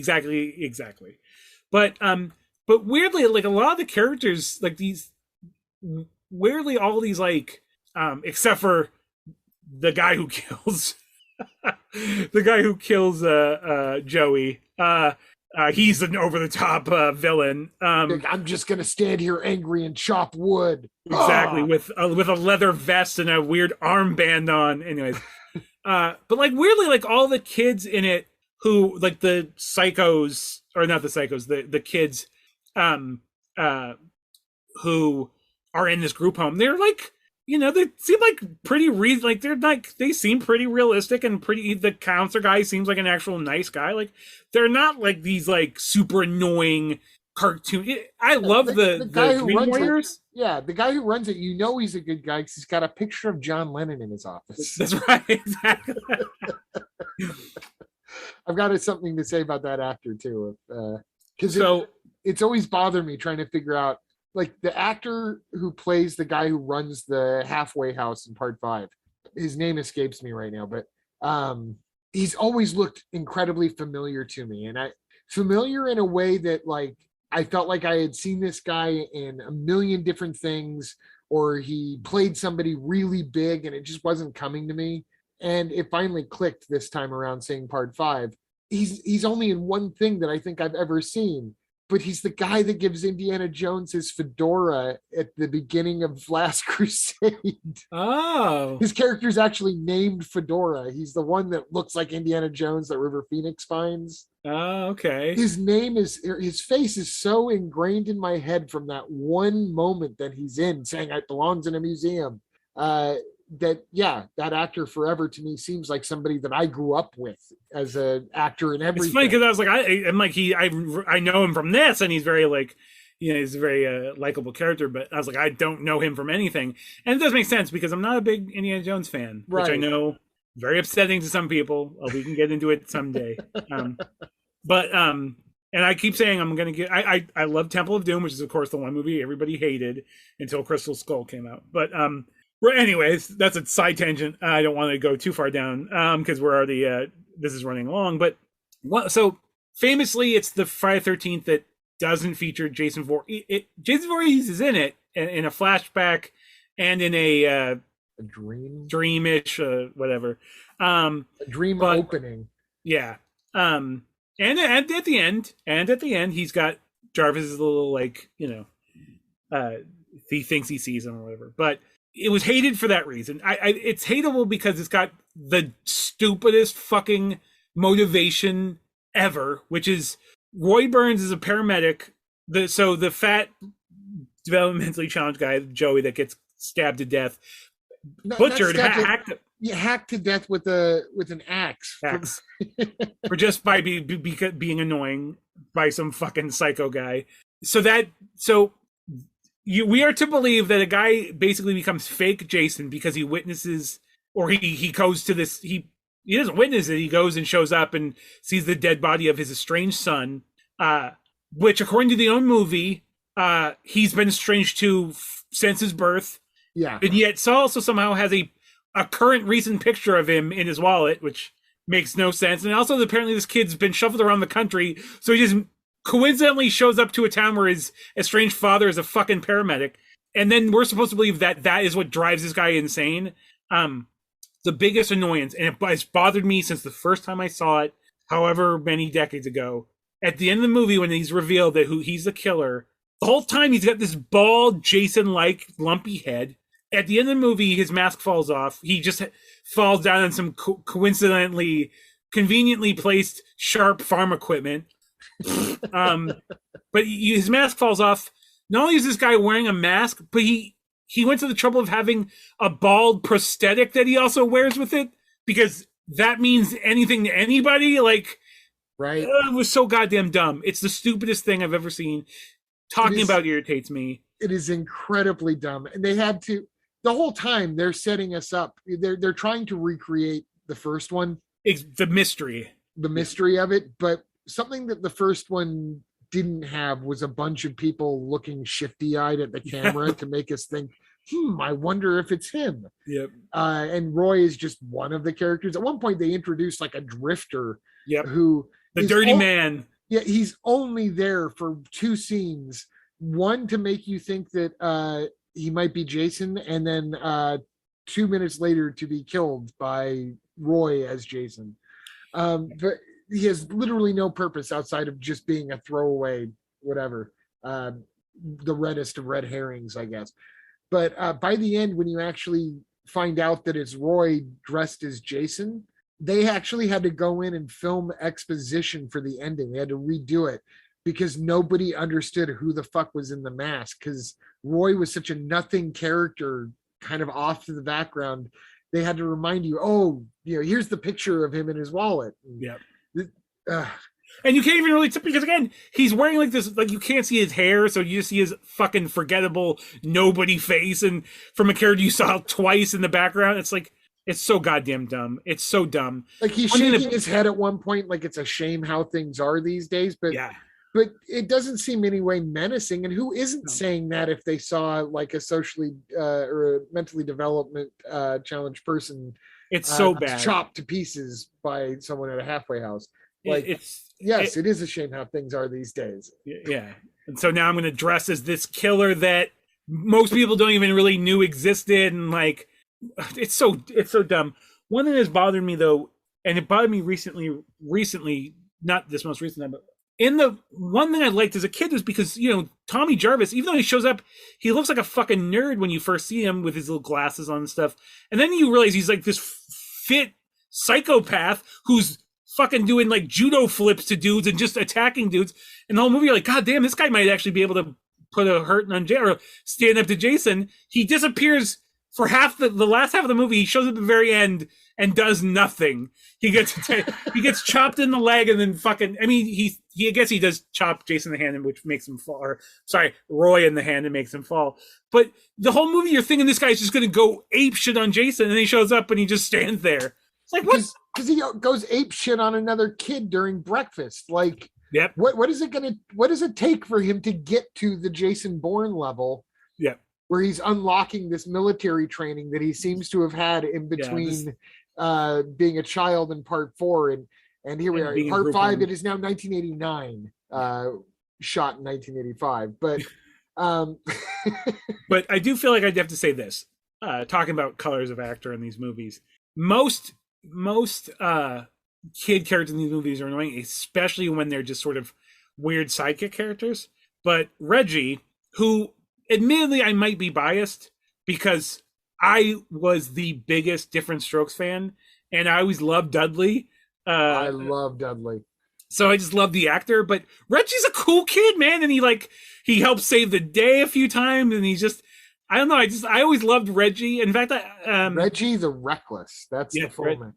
He drives the tractor. And his grandpa is the old man from The Last Starfighter. That's right. Yeah. And they have like such a cute, goddamn. I was going to say, this movie's terrible, but it's got some things I love. In fact, like, it's got some really good kills. Yeah, I liked it better seeing it this time than I've ever liked it in my entire life.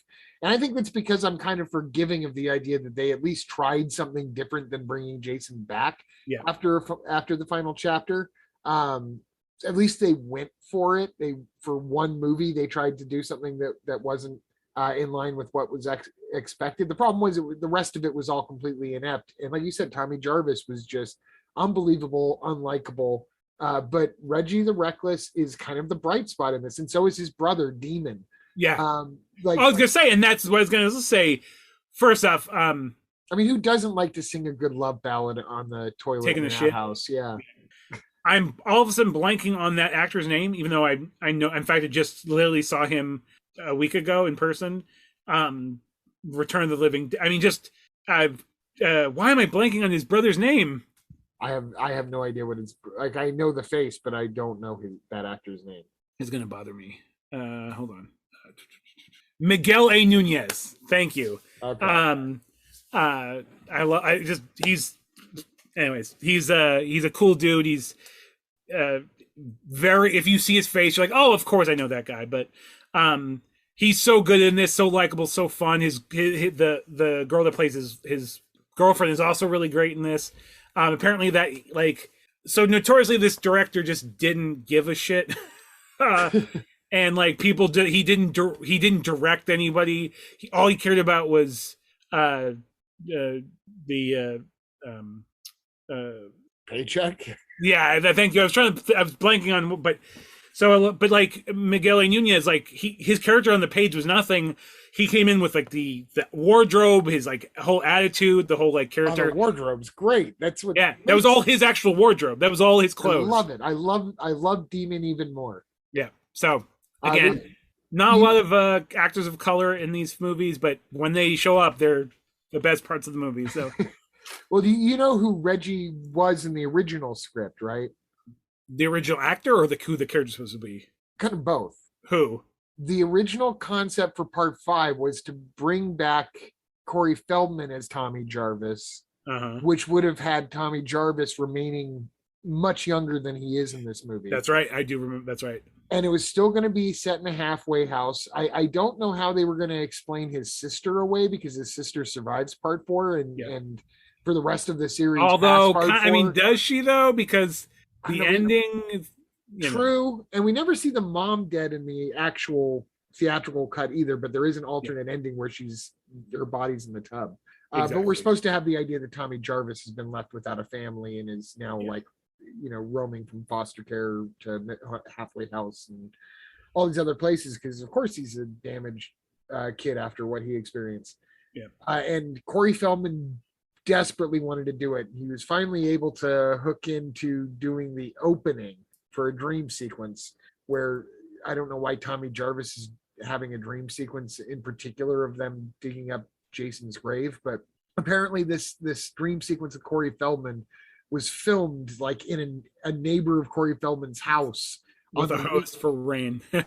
Right on the one day that he had off from shooting the Goonies, and he's according to him still very disappointed that he didn't get to be a much bigger character in part 5, and he just kind of had FOMO the whole time that he was making Goonies, which is a little sad, especially when you consider how great Goonies is. Exactly, yeah. But the character Mouth was one of his most defining roles. So right.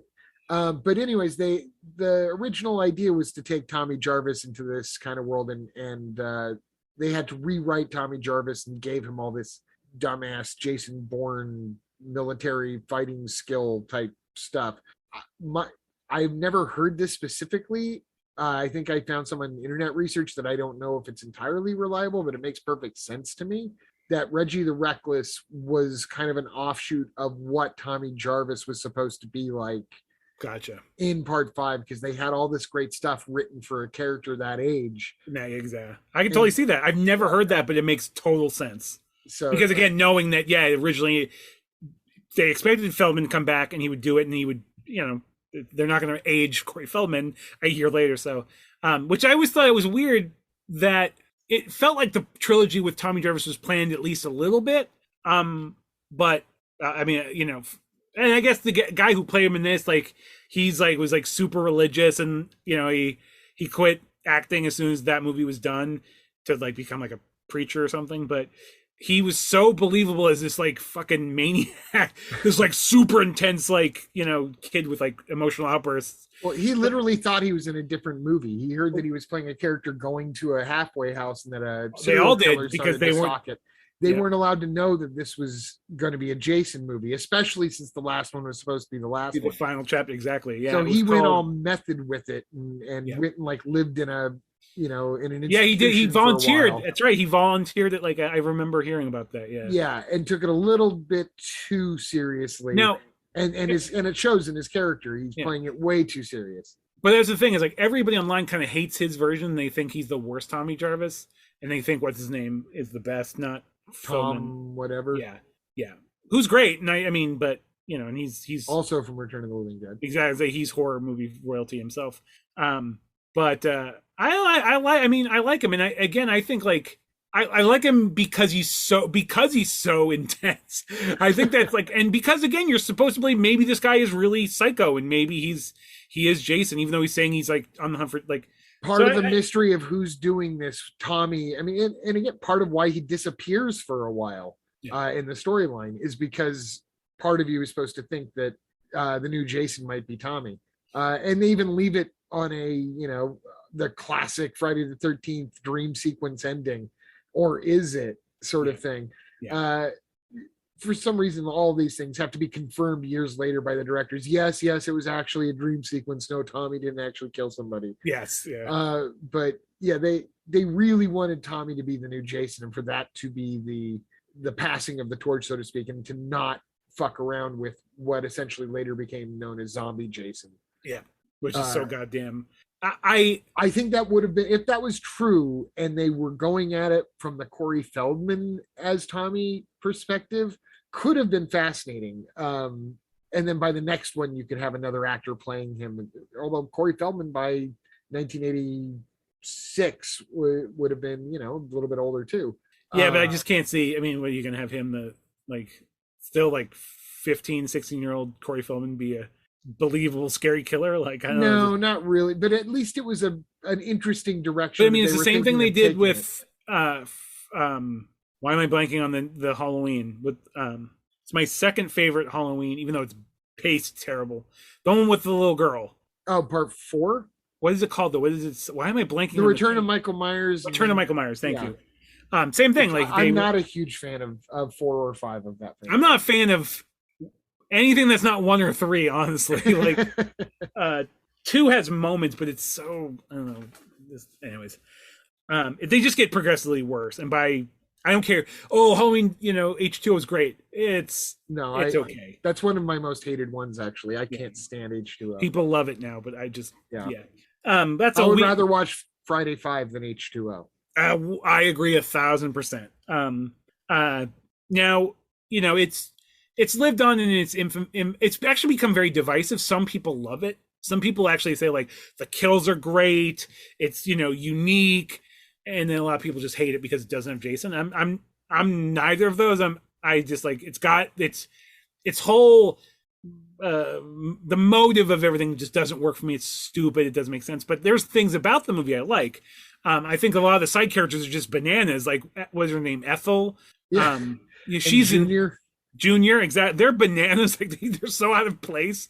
I think it's Junior's face is one of the things that, like, when he's screaming and riding around on his motorcycle, that is one of the images from the back cover art of that VHS that I most remember from the 80s before seeing part 5 and being like, I want to see what that dude's screaming about. Totally. I can totally understand. Now, but those characters are just so tonally off from the rest of it, and might have been fine. Like, they were Looney Tune versions of characters that we already saw at the beginning of part 3 that ran the little convenience store. Friday the 13th does go off once in a while, and kind of go into like these side characters that live, in the town of Crystal Lake and not just camp, Well, that's the thing is though, that's why I think the movie's at least interesting, because you have whatever his name is, like the guy who's playing Tommy Jarvis in this movie. He's playing everything as if he's in fucking Taxi Driver. Yeah. Meanwhile, Shepard. I can't remember his full name. It's something. Is it Matt? Why don't I know this? I have access to the internet. John Shepard. He had a fucking forgettable name. God, his name is even Shepard, and he's a Christian pastor. How perfect is that? Anyways, but like he's playing it so straight, but all the ancillary characters. The bog out, the mustache, like the cokehead guy. Yeah, the cokehead guy, demon. These are all fun, crazy, over the top characters. The 2 leather dudes, the 2 greaser guys, they're so they're like they're like in Killer Clowns from Outer Space. Yes. And then it's just so totally all over the place. But I think at least that's the one thing that makes it interesting, because it is so weird and kind of like silly. It's so trying to figure out what it is right in front of your eyes. I think it's just, honestly, I think it's just shitty directing. I think it's a director who doesn't give a fuck what the actors are doing, and just is just trying to make, like, film the kill scenes, film, you know, on budget or whatever, and then you just have these actors who are just like, all right, I'll just do what I want to do then. At this point, by part 5 in 1985, I really truly think it was starting to become like a hackneyed thing in Hollywood. Like, okay, I want to be a star, so I've got to go off and do my Friday the 13th, and then that'll catapult me. Yeah. From both directors and actors, I think we're kind of looking at this as like, well, this is just part of the job. Like I said, this series was not directed by anyone that loved it for quite some time. No. And it has these wild inconsistencies. Oh, and I will say, one of the guys that loved it made probably the worst one, or at least the weirdest one. True. I still have conflicting thoughts on that film, but yeah, definitely. I think 5 is. I appreciate 5 because it is the most different one in the franchise, because it attempted to do something at least a little different. It's breaking from the formula in the same way that it is still very much the formula. Exactly. And it's a weird. It's definitely I mean, it's like a vanilla Coke. Yeah. The taste is there, but it's a little off. It's a little off, exactly. Where you know, Jason Lives Part 7 is definitely, a lot of people consider it the best. Again, I am not in that camp. I don't think it's the best. I think it's got great aspects to it. I think it's one of the better looking films. Like it looks like it's a well-made film. I do like, you know, I like the cast. The Frankenstein explanation for how Jason comes back, like for zombie Jason, is the stupidest fucking thing, but you sort of go with it. Do you want to start to get into part 6 and how he becomes zombie Jason, or is 9-10 right now? So we'll save that for part 2. Okay, so now we officially can say our first franchise deep dive is going to be a part 2. A franchise, yes. Exactly. We're gonna have our own chance to do Friday the 13th part 2. So this will be fun. But yeah, I still have way too much to say about all these different things. I will say, I think we've covered my favorite era. Yeah. There are things that I absolutely love about the next one coming up, and things that I appreciate about some of the later ones. But to me, 1, 2, 3, and 4, that really makes up like everything that comes after that. To some extent, I could live without. But I'm glad that I don't. But like, I'm probably gonna have the single most divisive opinion on a movie coming up. That is probably going to. If you're a Friday the 13th fan and you're listening to this, you probably are going to have a problem with it. But I will happily explain my feelings on this movie. And in fact, there's 2. We'll get to it. There's a lot to unpack. Again, okay, this is a lot exciting. To unpack. This is exciting. Yeah. Because now I know what to what to expect, but I know to not expect. You know, to expect the unexpected. Yeah. I have very strong, passionate opinions about some of the films we're going to talk about soon. So. But yeah, this is great. Awesome. And we'll be able to get into the Kane Hodder years too, for anyone that's listening that's been waiting for that name to come up. You know, Kane Hodder, God bless him, loves talking about Jason as much as we love talking about Jason. Exactly. He is the I think Kane Hodder is the biggest Friday the 13th fanboy there is. And a legitimately sweet guy. Yeah. And I mean, legitimately has given literally his body and soul for the industry. And so but yeah, Devin, you want to point out specifically what, I mean, by the time you're listening to this it should be obvious, but what is so special about us recording this episode though, Devin? Well, this kind of falls in an interesting week, because we've got a Friday the 13th coming up, and if all goes well, knock on wood, this episode will be out just before Friday the 13th. but it's a Friday the 13th falling between Friday the 13th and Mother's Day, which I thought was extra points. Yes, because if then the Friday the 13th films are nothing, if nothing, the story of a mother's love. Exactly. Yeah. And a child's love for their mother. Exactly. A mama's boy. The I think cinema's most notorious mama's boy. You're probably right on that. Well, maybe him and Norman Bates, but yeah, they're definitely the Mount Rushmore of mama's boys right there. Exactly. But we'll get into some really interesting stuff in the next episode. Thanks for listening in on the early years of the Voorhees family. Sorry if we missed any of your fun facts or favorite kills, but we'll probably talk about. We'll go over some of the first 5 again, getting into the next ones, and there's always things to call back to. Yep.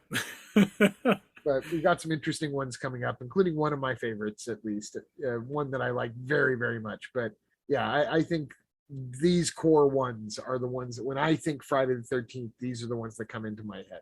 Well, they're definitely the most. They're